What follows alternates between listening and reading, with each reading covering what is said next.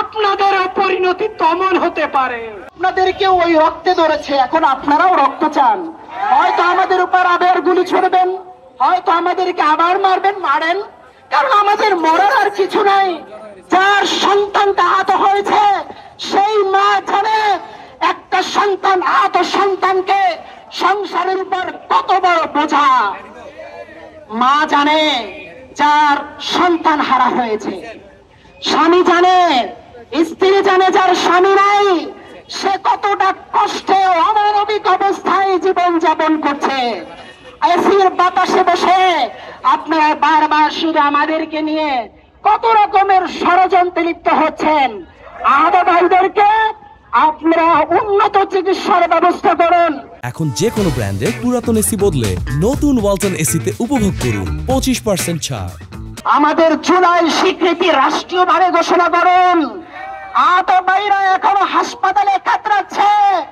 9 মাস 10 মাস পরেও আপনারা বলছেন আমরা প্রসেস করছি।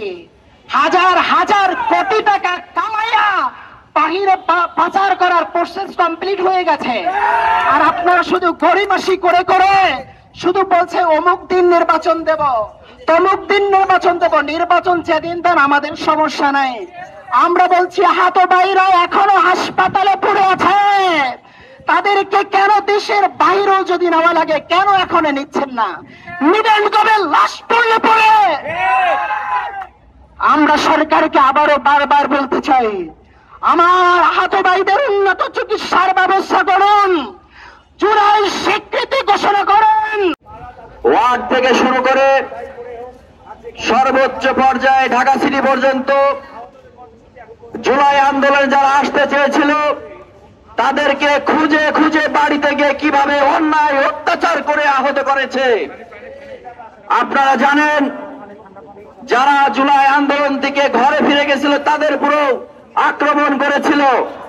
তাহলে আমাদের বর্তমান উপদেষ্টা মণ্ডলীর সম্মানিত সদস্যগণ, আমরা আপনাদের কাছে প্রশ্ন রাখতে চাই, ফ্যাসিস্ট আওয়ামী সরকার যদি গত সময়ে আমাদেরকে খুঁজে খুঁজে হামলা করে মামলা দিতে পারে, আপনারা আমাদের আহত এবং নিহত ভাইদের কেন খুঁজে খুঁজে বাইর করে তাদের সুযোগ্য সুবিধা নিশ্চিত করতে পারছেন না?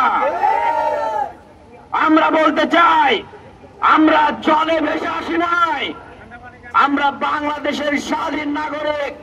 বাংলাদেশের মাটি ও মানুষের ন্যায্য অধিকার বাস্তবায়নের জন্য এই জুলাই আন্দোলনে শরীক হয়েছিলাম।